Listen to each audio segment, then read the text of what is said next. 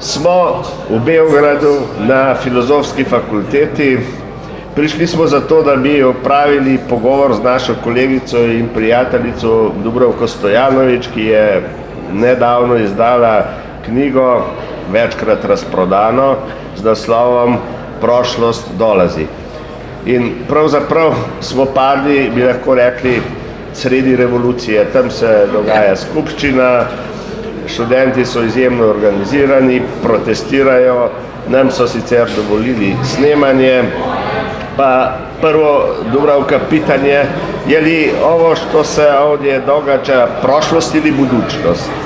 Beograd je preživio, naravno i Jugoslavija i tako dalje, mnogo tih studentskih demonstracija i za vlasti i protiv vlasti, neke su bile čak i srušene, recimo u primjeru Miloševića i tako dalje. Znači, šta to sada znači? Je to prošlost ili budućnost?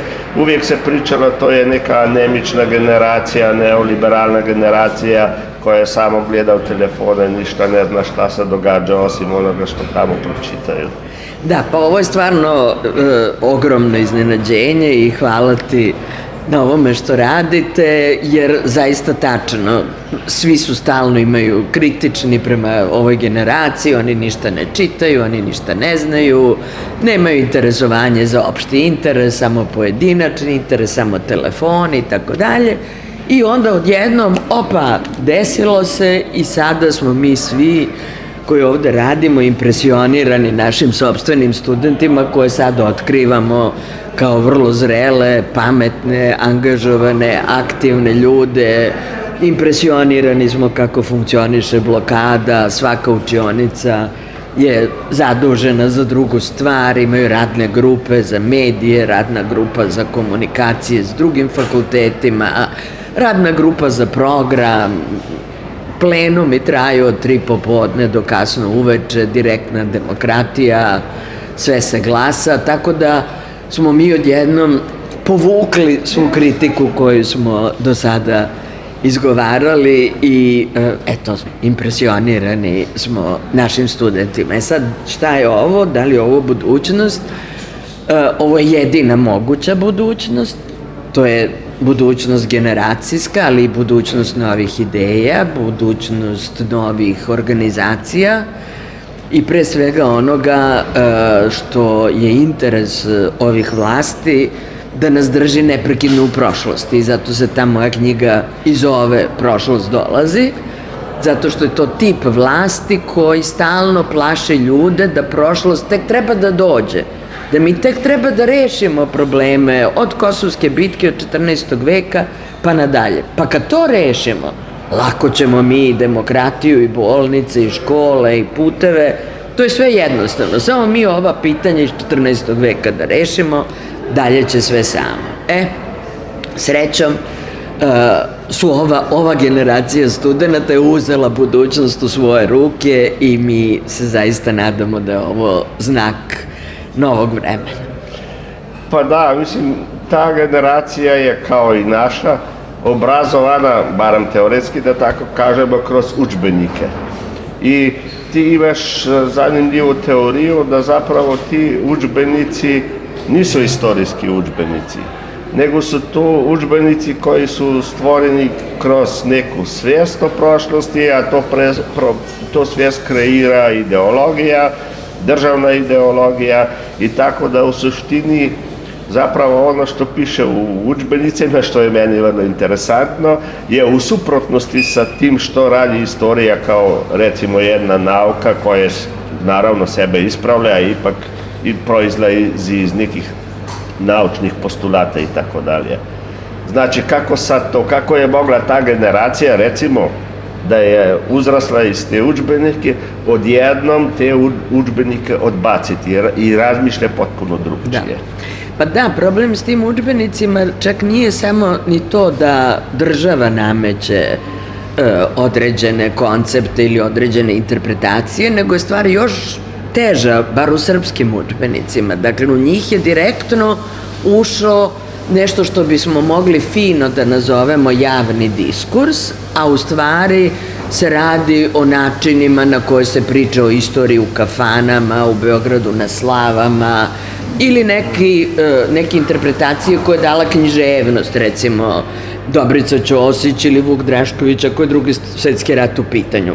I ja sam radila analize u kojima sam to dokazala, da u udžbenicima piše kao istorijska istina ono što je Dobrica Ćosić u svojim fiktivnim romanima o Prvom svetskom ratu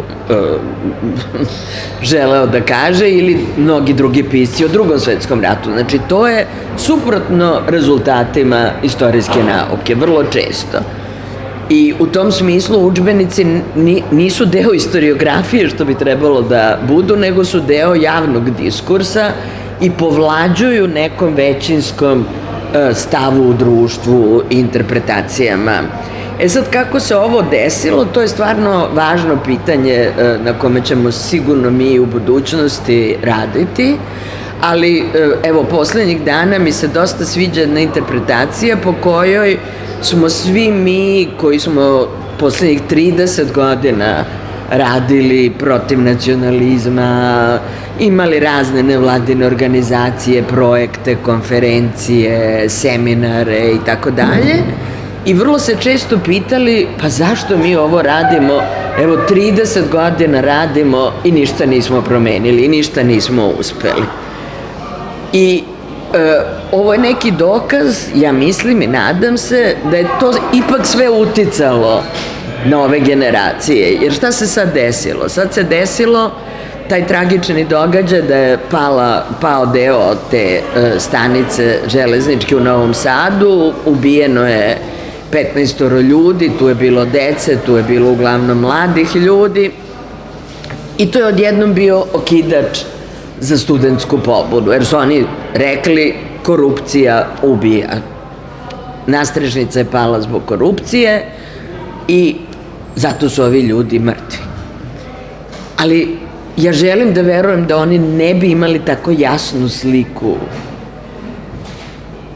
onoga što se desilo, da nisu svi ti ljudi, svi ti mediji i sve nezavisna cela scena godinama govorila o tome što se dešava, iako smo imali utisak da ne utičemo ni na šta. Ali to bi bila neki susret između, što bi rekao Brodel, procesa dugog trajanja, znači dugog skupljanja informacija, znanja, analiza i jednog okidača koji naglo ubrza istoriju i daje jednu potpuno drugu dimenziju.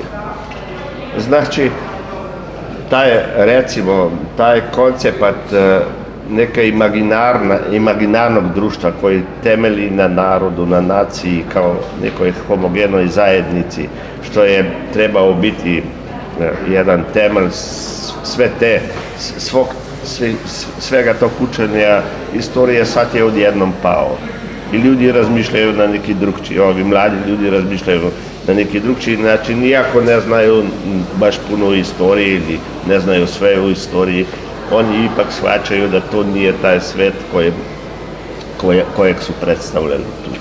Pa da, očigledno, bez obzira na svu našu kritiku, očigledno su oni nešto i čitali, očigledno oni znaju mnogo više nego što smo ih mi kritikovali i očigledno se, eto, u jednom istorijskom trenutku, kad se nešto strašno desilo, kao što je ovo u Novom Sadu, očigledno je to bio pokretač za to da oni sad odjednom govore kao vrlo svesni, sa izvanrednim analizama. Evo, bila sam na plenumu, slušala sam šta govore, to deluje kao jedna vrlo zrela politička i društvena analiza, kakva i treba da bude na Filozofskom fakultetu, ali to znači da su oni ipak učili iz nekih boljih knjiga.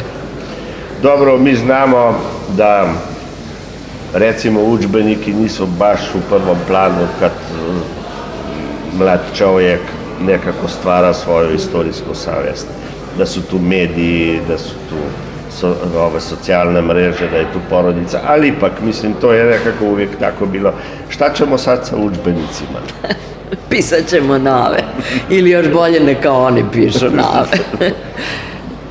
Pa ne, udžbenici su naravno večni problem, bavio si se i ti time, bavila se Darija, bavile su se kolege u Hrvatskoj, bavili smo se svi zajedno i poredili smo ih svi zajedno u celom regionu u okviru ovog projekta Centra za demokratiju i pomirenje iz Soluna. To je stvarno bila jedna avantura poređenja svih udžbenika u regionu oko istih događaja gde prosto ne biste ni prepoznali da se radi o istom događaju, koliko su interpretacije različite, tako da je to bilo stvarno jedno od najuzbudljivijih profesionalnih iskustava kroz koje sam prošla. Ali bez obzira na sve naše kritike i bez obzira na veliki rad koji je u sve to uložen, ministarstvo se ipak odlučivalo na sebi bliske autore koji će dati pouzdanu interpretaciju koja se od njih očekuje. Tako da na nama je da se i dalje borimo. Pa da, ti si napisala udžbenici su opasni.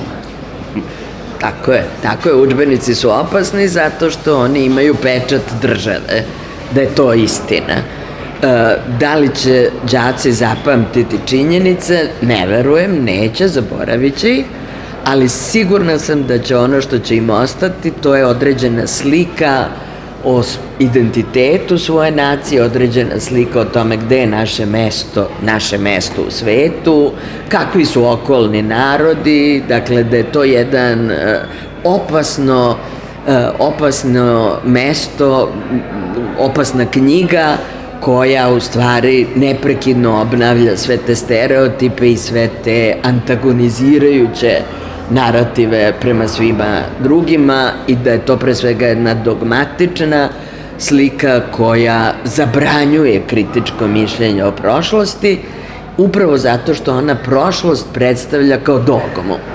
Dakle, tu nema pravih pitanja. Pitanja koje su upućena đacima su samo da oni nauče napamet i da kažu, da odgovore na neki podatak, znači niko ih ne podstiče da misle, nego se istorija predstavlja kao naša istina koju treba naučiti napamet bez razumevanja, kako se to nekada govorilo. I to je zato jedan temelj autoritarnog društva, način na koji se istorija predaje nije temelj demokratskog društva gde se otvara debata, gde je dozvoljeno imati više perspektiva, gde je dozvoljeno uneti suprotna mišljenja. To vrlo se jasno sugeriše da postoji samo jedno mišljenje i samo jedna naša nacionalna istina. Ti imaš još jednu vrlo interesantnu teoriju koja je, naravno, Srbija je malo recimo u prednosti ovdje, a svi je imamo. Ti kažeš do sada, do ovog novijeg doba, svi udžbenici su bili udžbenici pobednika. Ja. Znači, pobeda koja će nam donositi bolju budućnost. I posle Prvog i posle Drugog svjetskog rata, ali sad, posle raspada Jugoslavije, zapravo ti udžbenici pretvorili su se nekako udžbenice onih koji su poraženi, udžbenice samo viktimizacije, samo mi doživljavamo neke krivice, bili smo pravedni, nikome ništa nismo učinili, a vidite šta nam se dogodilo. Da, tako je, pošto u toj knjizi sam analizirala udžbenike od 1913. do 2021. godine i onda to daje mogućnost zaista da se vide ne samo promene u interpretacijama određenih događaja, nego upravo u ovim nekim dubinskim identitetskim porukama koje razne države koje su se tu smenjivale žele da poruče svojim budućim generacijama. I zaista, kao što si rekao, i posle Prvog i posle Drugog svetskog rata je dominirao taj pobednički odnos. Taj pobednički odnos je takođe nešto, naravno, o čemu treba kritički govoriti, zato što on veliča takođe ratove i bitke i heroje i pobednike i on motiviše, da tako kažem, na nove bitke, tako da on je problematičan na svoj način. Ali u toj problematičnosti on je jako okrenut ka budućnosti i on obećava tim generacijama da će te žrtve koje su pale, da su one temelj nove ili, kako se govorilo, svetle budućnosti. Ali to je jasna slika društava okrenutih pozitivno i optimistično ka budućnosti. Ovo što danas imamo je nešto što nemačka istoričarka Aleida Asman naziva traumatični poraz.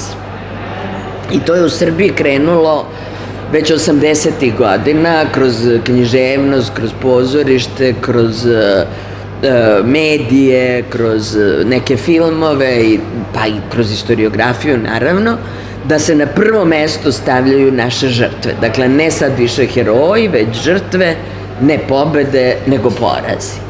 I to je bio jedan način u stvari preko kojeg su pripremljeni ratovi u Jugoslaviji, to je bio način da se napravi negativna slika Jugoslavije kao one koja zloupotrebljava srpske žrtve. I to je izuzetno uspešno urađeno. Zahvaljujući tome napravljena je psihološka osnova za rat. Ali onda su došli ratovi, te ratove je Srbija izgubila, sva 4, i to je onda učvrstilo taj samoviktimizirajući narativ koji u interesu vladajućih elita. Dakle, u njihovom interesu je da se neprekidno obnavlja ta priča o žrtvi i o porazu, jer je takvo društvo mrtvo društvo. Ono zaista na kraju postaje mrtvo društvo. Ono se identifikuje s tim žrtvama do te mere da ono više ni moralno ne reaguje na neke strašne pojave koje su ovde svakodnevne. I u tom smislu sam vrlo srećna zbog ove studentske reakcije, jer ona je pokazala da su bar mladi u ovom društvu još uvek živi i da je ovo prava reakcija na tragediju u Novom Sadu. Inače se ovde neprekidno dešavaju neke strašne stvari i društvo uopšte više ne reaguje. Po mom mišljenju to je posledica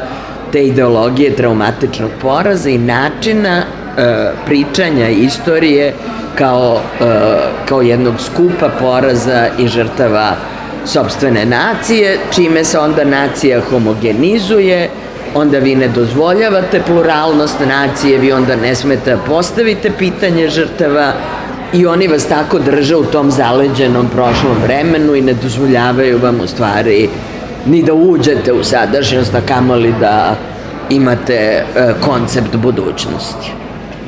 I tu imaš još jednu vrlo provokativnu tezu. Kažeš da je istorija ovdje prezentirana ili upotrebljavana ili zloupotrebljavana kao neki prirodni pojav. Da, to je način na koji se govori o istoriji, ali posebno na koji se govori o ratovima, a posebno ratovima 90-ih. I onda se govori u tim terminima koji više liče na vremensku prognozu nego na društvenu nauku. I onda se recimo kaže onda je izbio rat, kao da je on gejzir koji će da izbije. Onda se rat rasplamsao, kao da je požar. Onda se rat proširio, kao da je pljusak. Dakle, to su uvek ti termini koji u stvari oslobađaju odgovornosti one koji su rat smislili, organizovali, platili, naoružani i vodili. Znači, rat je jedna vrlo komplikovana pojava i umesto da đaci uče o tome koliko je rat složen i kolika je odgovornost onih koji prave rat, oni se uče da eto to se tako desi, to izbije pa se proširi, tako i kaže. Rat je izbio u Sloveniji pa se proširio na Hrvatsku, onda se rasplamsao u Bosni, dakle on se tako širio kao sam od sebe, kao da to nije bila jedna vrlo velika organizacija i samim tim i velika odgovornost. Dobro, da završimo sa tobom. Ta knjiga je vrlo popularna, bila je izdata više puta, ali tebe i dosta napadaju. Mislim, ti si nekako kao državni neprijatelj. Mislim, svi smo prošli ili smo u sličnim situacijama, ali možda ne toliko žestokima kao što si sada. Kako sad to proživljavaš? To je teško, jel? To je teško, ali nažalost i na to navikneš, što uopšte nije dobro. Naravno, navikneš pa ti je lakše i onda i ne čitaš to i ne nerviraš se i postane ti sve jedno. Ali to je deo tog mrtvog društva. Sve ti postane sve jedno. I zato to nije dobro. Mislim, to je dobro za stres i za moje zdravlje i tako dalje, ali to nije dobro jer je to, znači, jedna normalizacija nasilja i ono u čemu mi živimo, to jeste jedna normalizacija nasilja koje se neprekidno od vrha države širi, od samog predsjednika pa onda preko svih institucija. To je jedno stalno nasilje na koje smo mi već toliko navikli da ga više i ne registrujemo i onda je to deo te patologije o kojoj govorim. Pa dobro, drži se, nadamo se da će naša društva ipak ići dalje uprko svemu što doživljavamo, mislim, ovih posljednjih decenija. Da, i tu smo zajedno da u tome budemo. Hvala tebi puno.